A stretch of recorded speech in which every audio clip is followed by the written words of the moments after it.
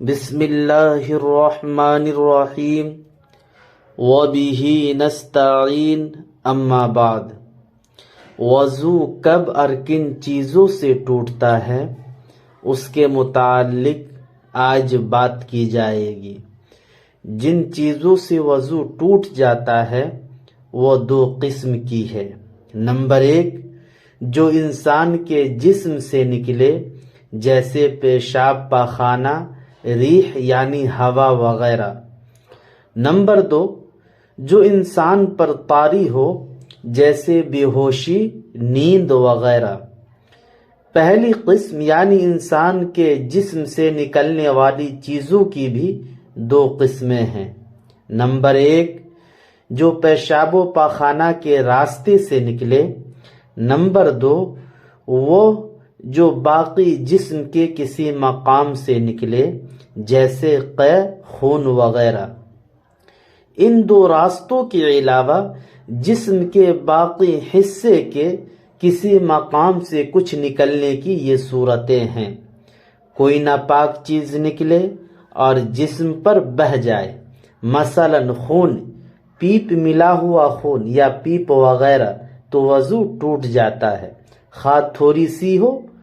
اگر آنکھ میں خون نکل کر آنکھ ہی میں بہہ گیا اور باہر نہیں نکلا تو وضو نہیں ٹوٹے گا، کیونکہ آنکھ کے اندر کا حصہ نہ تو وضو میں دھونا فرض ہے نہ غسل میں۔ اگر باہر نکل کر بہہ گیا تو وضو ٹوٹ جائے گا۔ قے میں اگر پت، خون یا کھانا یا پانی منہ بھر کر نکلے تو وضو ٹوٹ جائے گا۔ اگر منہ بھر سے کم ہو تو وضو نہیں ٹوٹے گا۔ منہ بھر قے ہونے کا مطلب یہ ہے جو بغیر مشقت منہ میں نہ رک سکے۔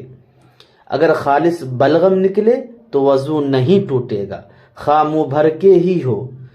منہ یا دانتوں سے خون تھوک کے ساتھ مل کر آئے تو اگر خون زیادہ یا برابر ہے تو وضو ٹوٹ جائے گا، کم ہے تو نہیں ٹوٹے گا۔ اگر زخم پر خون دکھا اور اس کو انگلی یا کپڑے سے پوچھ لیا، پھر دکھا، پھر پوچھ لیا، کئی بار ایسا کیا، یہ سارا خون مل کر اتنا ہو جاتا کہ بہہ جائے تو وضو ٹوٹ گیا، ورنہ نہیں۔ اگر آنکھ یا کان یا چھاتی یا ناف یا کسی جسم کے حصے سے درد کے ساتھ پانی نکلا تو اس سے وضو ٹوٹ جائے گا۔ اگر درد کے بغیر نکلا تو وضو نہیں ٹوٹے گا۔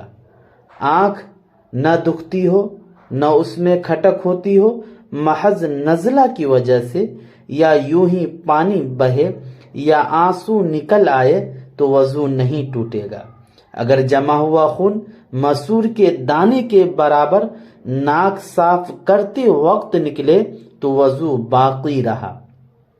وضو توڑنے والی دوسری قسم کی چیزیں یعنی جو انسان پر طاری ہوتی ہو، اس کی یہ صورتیں بیان کی جائے گی۔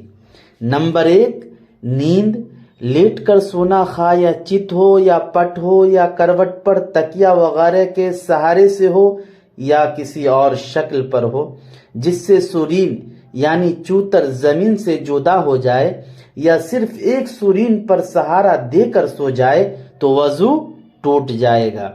سہارے کا مطلب یہ ہے جس چیز پر ٹیک لگایا ہوا ہے اس کو ہٹا لیا جائے تو وہ گر پڑے اور سورین زمین سے جدا ہو جائے۔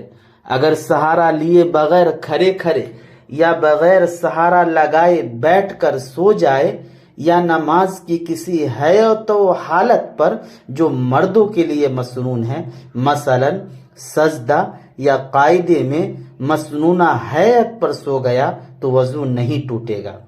نمبر 2، بے ہوشی، خواہ بیماری یا کسی اور وجہ سے ہو، مثلا غشی، جنون، مرگی اور نشہ وغیرہ سے بے ہوش ہو جائے تو وضو ٹوٹ جاتا ہے، اگرچہ تھوڑی ہی دیر ہو۔